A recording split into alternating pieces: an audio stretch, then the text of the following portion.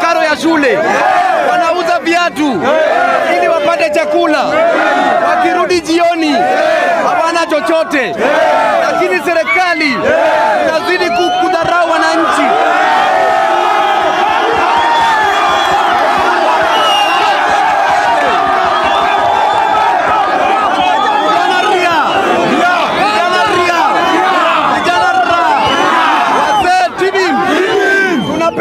Serikali kuu kwamba watu wa Gikomba watatoka hapa.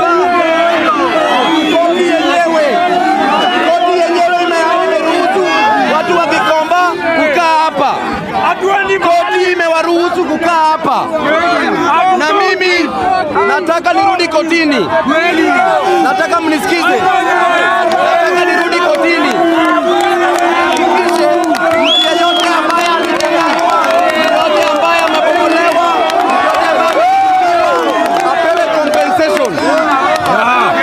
Nataka nihakikishe nirudi kotini. Yote ambaye alibomolewa, yote ambaye amenyanyaswa, apewe compensation ya koti. Mimi nasimama na nyinyi. Naende kuambia viongozi wengine kurudi hapa. Sisi kama viongozi hatutakaa tukiona wananchi wananyanyaswa.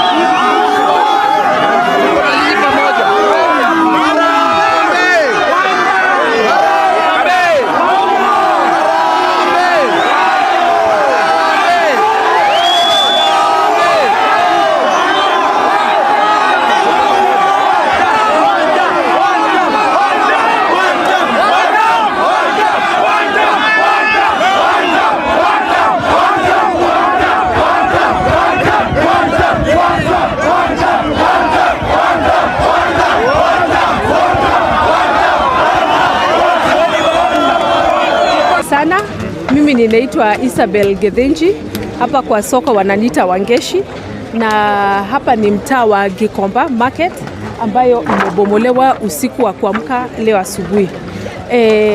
Kitu ya kwanza tuseme, hii soko imesaidia watu wengi sana kutoka zamani na kuendelea pia mbele.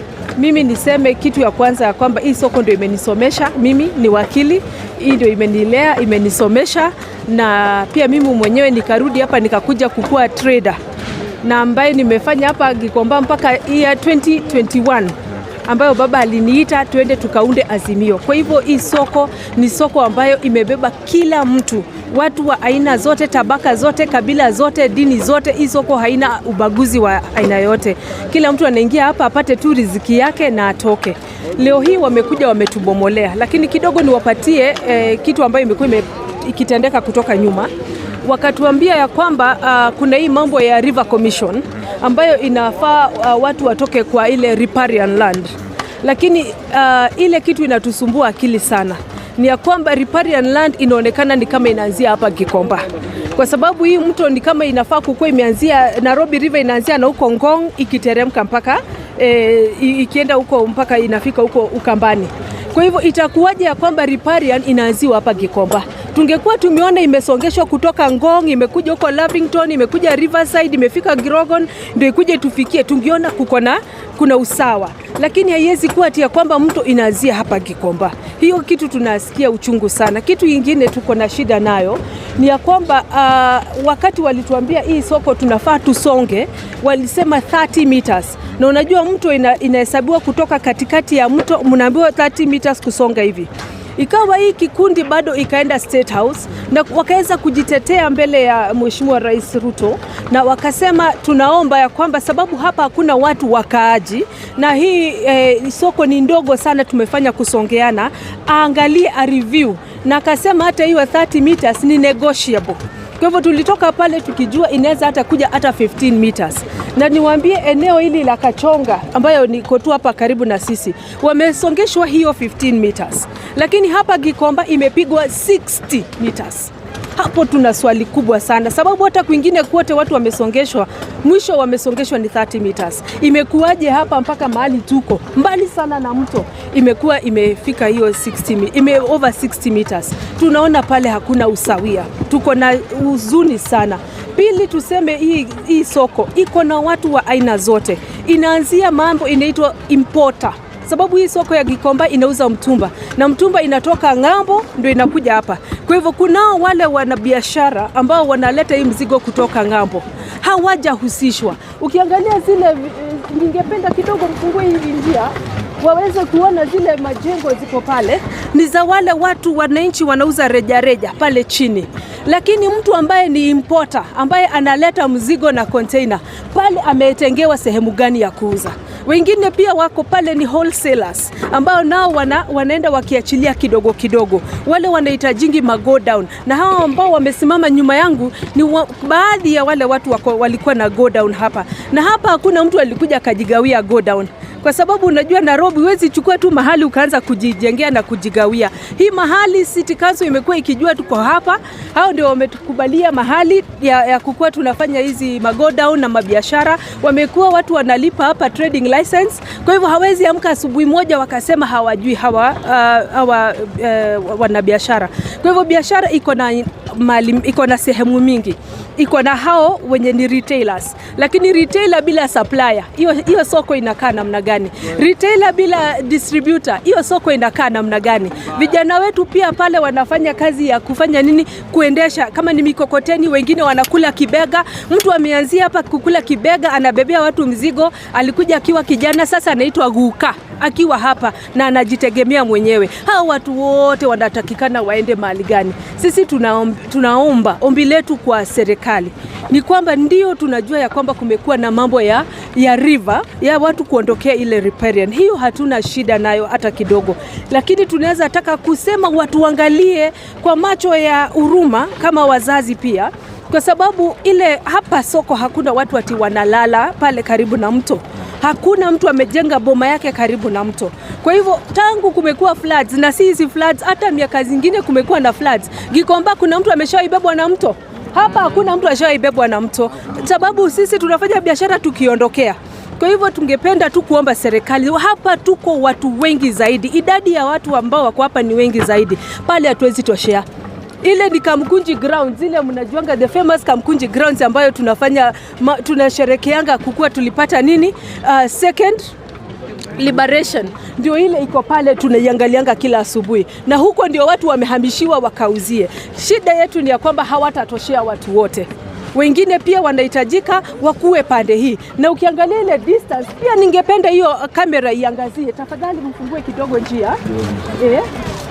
Ukiangalia songa tena ile, sijui kama mnaona ile distance ambao wale wamekenga wapya. Sasa ukiangalia mpya ambazo wamekubaliwa wajenge, hata step moja hivi kutoka kwa mto hawajatoka, ni mita zimepunguka 10, na hapo ndio wanahamishiwa. Itakuwaje upande wa mto 10 inakubalika, upande huu mwingine wa mto 50-60 ndio inakubalika? Unaona pale hakuna usawa. Kwa hivyo tungependa sana kusema tutofautishe mambo ya mto riparian ambayo hakuna mtu ako na pingamizi nayo, na mambo ya soko.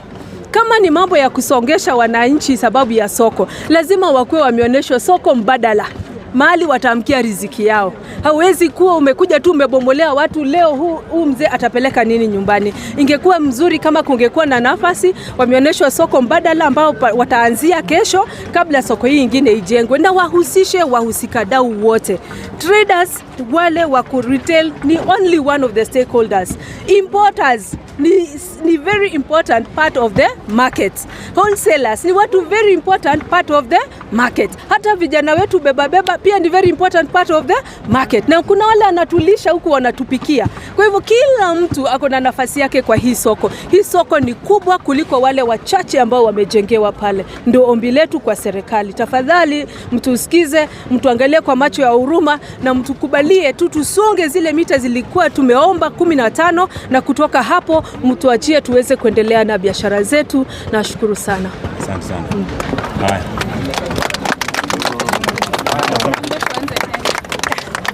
Baadaye kidogo.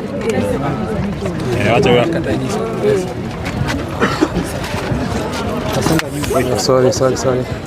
Tuendelee.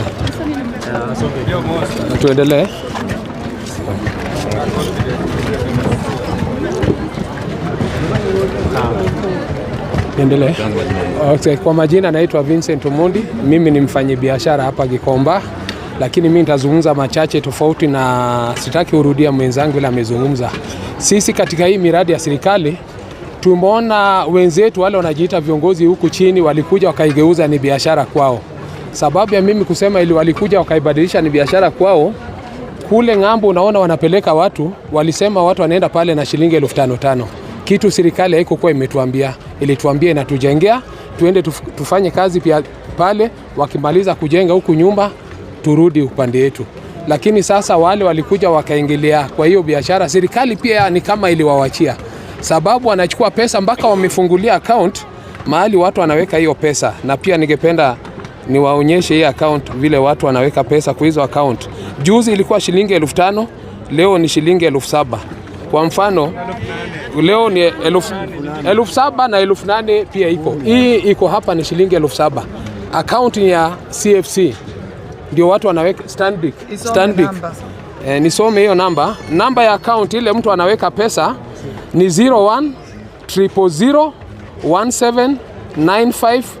010017956625. Hiyo ni ya shilingi 7,000. Account hiyo jina hawajaandika, lakini ikifuatiliwa signatories watapatikana hapo. Hiyo ni leo sasa. Saa hizi tunavyozungumza ni shilingi 8,000 watu wanaingia nayo kule. Juzi ilianza na shilingi 5,000. Na kwa sababu ya hiyo juzi walilazimisha watu waende kule, wakati serikali ilisema itachukua 15 meters hapa. Tukasema pana, sisi tumengoja serikali ichukue 15 meters, tutajisaidia na nafasi imebaki. Kwa sababu ya hiyo walienda wakakorogana na wale walikuja kusimamia ubomoaji. Sasa wakapita 15 wakabomoa soko yote, ili ndio tuende kule na lazima. Sasa ndio tunashindwa. Kenya ni sisi sote, miradi ni yetu yote, Kenya tunaipenda wote, tunataka tujenge Kenya wote kwa pamoja. Lakini sasa wengine, sasa kama wachache wanachukua nafasi na wanachukua nafasi ile rais amezungumza vizuri inaeleweka. Wanarudi tena wanalazimisha mambo mengine na koroga ndani, inakuwa ni biashara kwao. Na hii mambo inafanyika hata administration ya hapa inajua na haijawahi kuchukua hatua. Na watu wanatoa pesa wakienda kule ng'ambo. Hiyo ndio mimi ningezungumzia. Vijana na monthly huko wanataka kila mtu alipe shilingi 3,000 kila mwezi huko ng'ambo. So sasa tunashindwa. Tuliambiwa ni kutoka mtoni. Sasa hapa kutoka hapa na wale. Sasa ni watu gani wametoka mtoni? Mahali tumepelekwa huko na hapa. Sasa tunashindwa Kenya kuelewa ni nini inaendelea kwa hii mradi. So sisi tunaomba tu rais aingilie. Watu wengi wameumia kwa ajili ya watu wadogo kujinufaisha. Hiyo ndio mimi ningeomba. Leo hii ukiangalia vijana hapa wengi,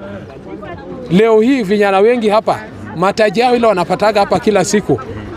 Hakuna mtu ataenda na chochote nyumbani. Which means mtu akisikia njaa leo aisikie njaa kesho kuto utasikia mama ameanza kupoteza kibeti sababu amefungiwa mahali anafanyaga kazi yake kila siku. Mimi ningeomba serikali iangalie hiyo maneno, ipime nafasi yao, wachukue wafanye kazi yao, na sisi tuendelee na kazi yetu, tujenge taifa kwa pamoja. Asante. Mkienda ile pale mtatosha nyinyi wote. Hatuwezi toshea. Hata kuote wacha nikuzungumzie.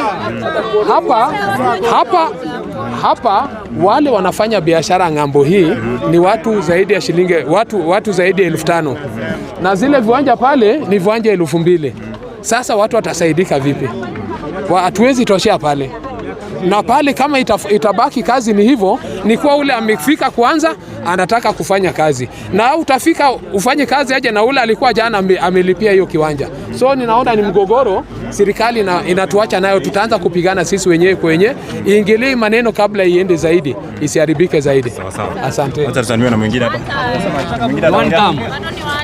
One term. Sawa.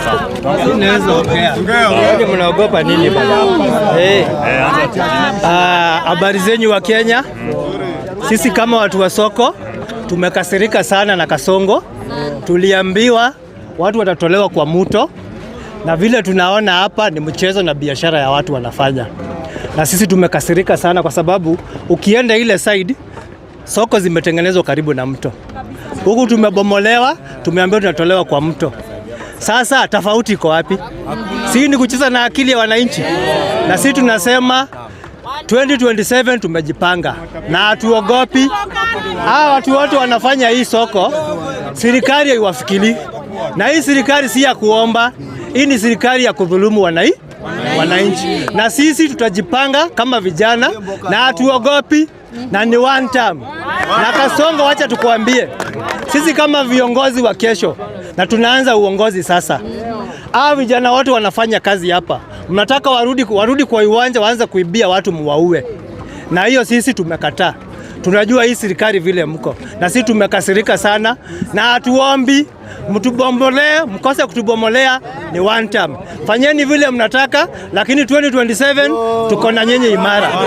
Na MP wa hapa, MP na MCA, msikuje kuomba watu kura, kwa sababu mlichaguliwa na watu muwakilisha wananchi, na mjeweza kuwakilisha wananchi.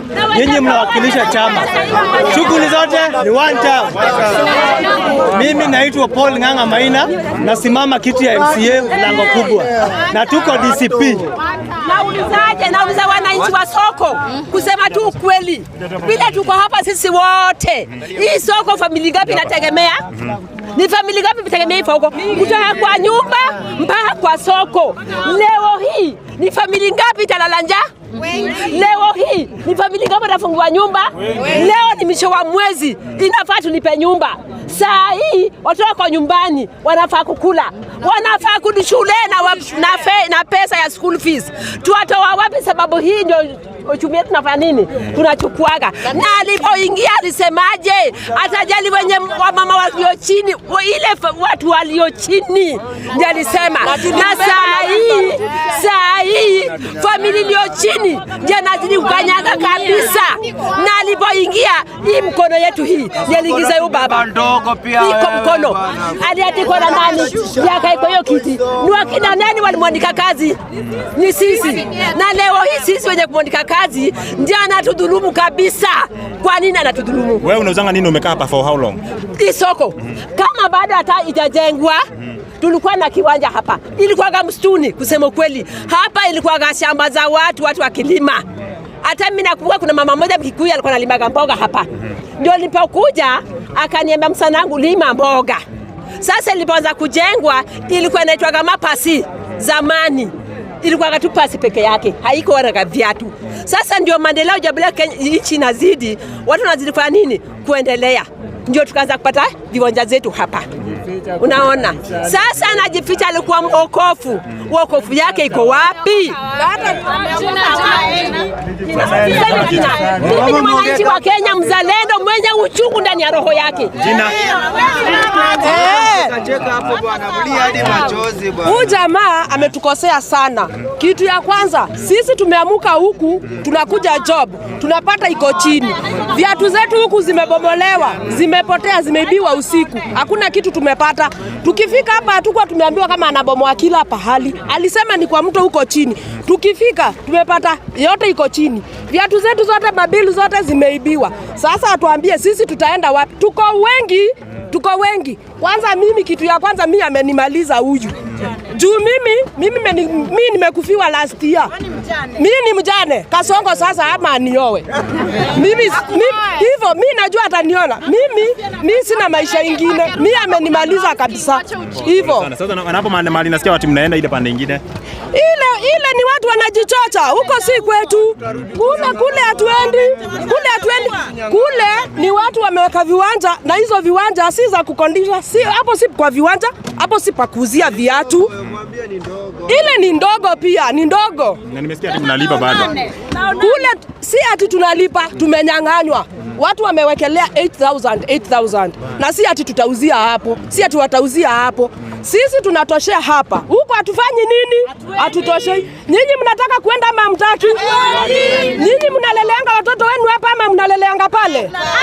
Mmezoea hapa ama mmezoea huko? Hiyo Singapore mnasikia mnataka kwenda.